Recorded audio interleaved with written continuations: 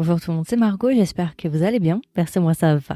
Du coup, aujourd'hui, on se retrouve pour un nouvel épisode. Et aujourd'hui, je vais vous parler d'un drama que j'attendais beaucoup qui s'appelle Love in Contract, qui est un drama du coup coréen de 16 épisodes spécial TVN et qui date de 2022. Si jamais le drama est aussi disponible sur Viki pour ceux que ça intéresse. Alors c'est un drama qui a été assez populaire, hein. On en a pas mal entendu parler pour le casting, surtout en particulier, il y a vraiment eu un gros casting. J'en ai pas mal entendu parler sur les réseaux sociaux et c'est vrai que moi j'attendais beaucoup, parce que déjà en fait j'adore les deux acteurs masculins principaux. La fille j'aime bien aussi, hein, Park Min Young, hein. Mais les deux acteurs masculins c'était vraiment deux acteurs que j'aime beaucoup. Et j'étais assez curieuse de voir quel camp j'allais choisir au fur et à mesure du drama. Donc c'est bon, j'ai choisi mon camp. Quoi d'autre? Oui, en fait, avant de commencer, c'est vrai que j'avais eu pas mal d'avis parce que comme je ne regarde pas les dramas en cours, j'ai dû attendre qu'ils se terminent. Et c'est vrai que plus les semaines avançaient, plus j'entendais vraiment deux groupes différents. Le groupe de ouais, c'est plein de clichés, c'est pas ouf, c'est du revu, c'est pas incroyable, c'est que du cliché, j'ai abandonné ou j'ai pas spécialement apprécié.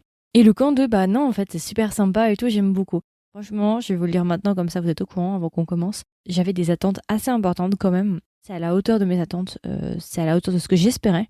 Donc voilà, vous êtes déjà au courant. Alors directement, on va commencer par le casting. Alors qui il y a à l'intérieur? Je vais vous donner le trio principal. En actrice principale, nous avons Park Min Young. Park Min Young, si vous la connaissez pas, elle a joué dans Her Private Life. Elle est assez connue. Moi, je l'aime bien, elle est cute et tout. Donc voilà, c'est notre actrice principale qui va jouer le rôle de Choi Sang-eun. Ensuite, nous avons Go Gyung-pyo.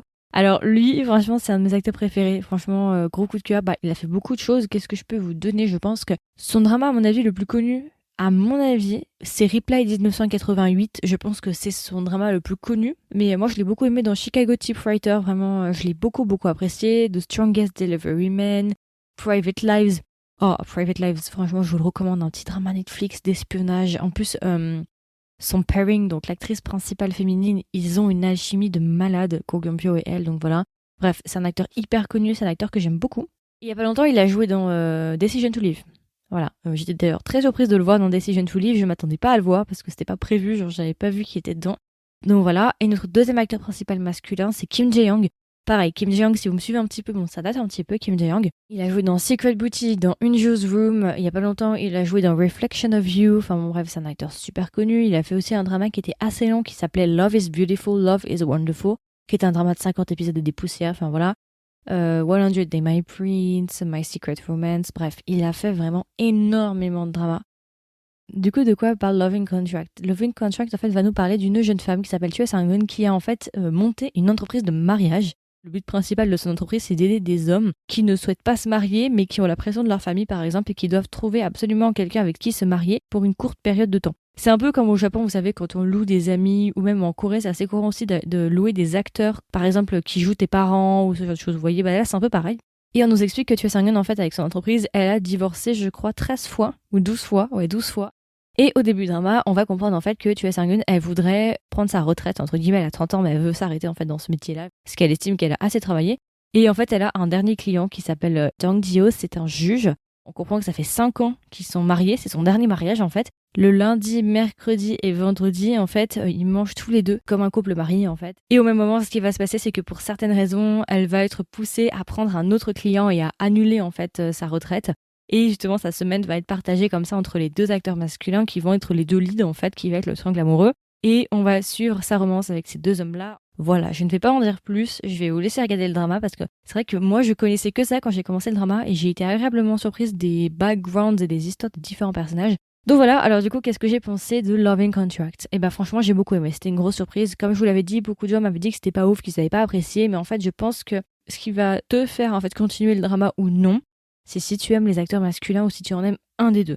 Moi, c'est vrai que c'était deux acteurs que j'aimais beaucoup. Bon, maintenant, j'ai pris mon camp. D'ailleurs, je vais vous faire un sondage en dessous de cet épisode-là. Vous pouvez swiper vers le haut. Je vais faire un sondage. N'hésitez pas à voter si vous êtes sur Spotify. N'hésitez pas à voter. Et du coup, est-ce que vous êtes team Jang Ji-ho ou est-ce que vous êtes team Kang Hye-jin? Alors moi, personnellement, moi, je suis team Jang Ji-ho. Du coup, Go Gyung-pyo, le juge. Voilà, moi, je suis team le juge. Il n'y a même pas à réfléchir.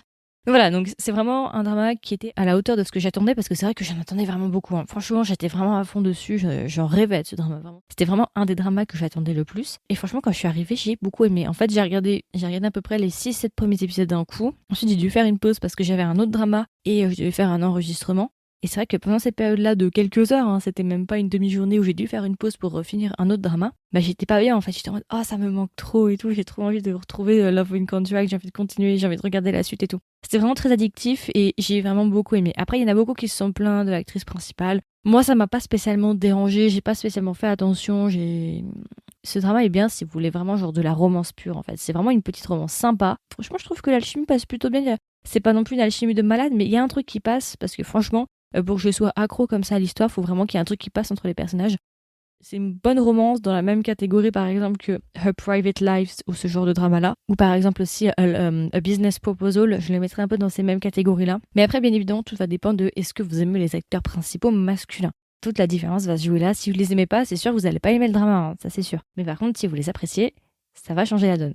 J'ai beaucoup aimé du coup le couple principal. J'ai bien aimé l'humour aussi, il y a pas mal d'humour. En fait, l'humour surtout vient avec Jang Ji-ho, qui est le juge.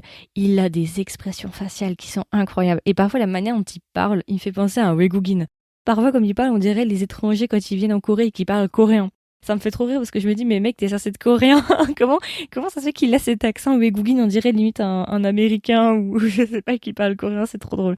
Il a des expressions faciales qui sont juste mais incroyables, vraiment, il est hilarant ce personnage. Mais c'est pas genre c'est une romance OK, mais c'est pas non plus une romance basée sur la comédie hein, quand même. C'est pas totalement une comédie, c'est pas non plus très lourd comme par exemple de Day of Becoming You qui est vraiment très centré comédie. Non, pas vraiment ici.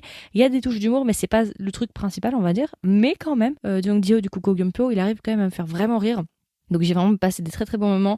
Il y a des super belles scènes de jalousie, les gars, franchement. Jung Dio surtout, mais il a des scènes, j'adore. Franchement, je suis fan de ces scènes de jalousie. Parce que c'est un personnage qui est censé être extrêmement introverti, qui montre pas trop, pas qu'il montre pas ses émotions, c'est pas un personnage froid et distant, c'est pas ça. C'est juste qu'il est assez socially awkward, c'est-à-dire qu'il a du mal à être sociable et à parler avec les gens, à dire ce qu'il ressent, ce genre de choses. Mais pas dans le sens froid, distant, mystérieux, pas du tout. Et du coup, c'est grave drôle de voir ces différentes réactions et tout. Et même, c'est un personnage que j'ai adoré, je crois que c'est mon personnage préféré du drama. J'ai eu un énorme coup de cœur pour ce personnage-là et vraiment, j'avais juste envie de voir la suite et je me suis vraiment attachée à ce personnage. Globalement, je trouve qu'il n'y a pas vraiment de scène de longueur. Bon, il y a des petits moments peut-être un peu longs, mais c'est pas non plus très gênant. Je trouve que le drama est quand même passé assez vite pour 16 épisodes. Franchement, quand j'ai vu les 16 épisodes, je me suis dit, putain, mais comment ils vont faire pour nous tenir sur 16? Et franchement, ça va. J'ai pas vu le temps passer, c'est allé assez vite. J'avais vraiment, bon, après, parce que voilà, j'aime les acteurs principaux aussi. Mais franchement, c'est passé très très vite. J'ai beaucoup aimé aussi un autre personnage qui est un personnage secondaire qui est le meilleur ami de l'actrice principale. Je l'ai beaucoup aimé aussi. Donc voilà, j'ai pas vraiment de point négatif. En vrai, je trouve que c'est vraiment une bonne romance. Ça fait du bien de temps en temps et franchement, je trouve que ça fait vraiment le job. J'ai beaucoup aimé cette romance. Alors du coup, si je devais recommander le drama à un ami ou une amie, qu'est-ce que je lui dirais et est-ce que même je recommanderais le drama? Oui, je le recommande. Clairement, pour moi en tout cas, c'était une très bonne surprise. Après, comme toujours, c'est parce que j'aime les acteurs principaux. Il y a des bonnes scènes d'humour, les acteurs sont attachants. En tout cas, Jang Ji-ho est vraiment attachant, c'est un personnage qui est adorable. Et je pense qu'on devrait tout avoir notre Jang Ji-ho dans notre vie. Franchement, il va rentrer dans mon panthéon de mes personnages préférés avec Yubabi, et tous ces personnages-là. Il va rentrer dans mon panthéon parce que vraiment, j'ai adoré. Il est tellement cute. J'aime trop. Franchement, gros coup de cœur sur ce personnage-là. C'est mon personnage préféré du drama. Et du coup, alors si je devais lui donner une note sur 20, je pense que je lui mettrais un bon 16,5. Vraiment, voilà. Après, je peux comprendre qu'il y en a qui n'est pas aimé parce que c'est vrai. Vous allez me dire, oui, mais il y a plein de clichés, clairement. En fait, c'est pas une romance très innovante. Voilà, non. C'est vraiment une romance avec un trio, avec des gens très très beaux. Un peu chamallow, un peu cliché sur les bords, mais c'est vraiment, voilà. Après, c'est niché, quoi. Ça dépend ce que vous voulez. Mais si vous aimez bien ce genre-là, vous allez, je pense, kiffer l'histoire. Après, c'est pas cliché sur cliché non plus, hein. Il y a quelques clichés, mais ça va encore. Je trouve que ça va. Donc voilà, je pense que c'est à peu près tout. Du coup, c'était ma version courte, ma version de présentation sur le drama Love in Contract. J'espère que ça vous a plu. J'espère que ça vous a intéressé. Comme d'habitude, n'hésitez pas à me donner vos retours. Alors, qu'est-ce que vous en avez pensé? Est-ce que vous l'avez vu? Si vous l'avez vu, est-ce que vous l'avez aimé? Vous l'avez pas aimé? Si vous l'avez pas vu, est-ce que vous comptez le regarder? Et puis voilà, écoutez, je vous souhaite une agréable journée ou une agréable soirée. Et je vous dis à la prochaine pour un nouvel épisode. Bye bye!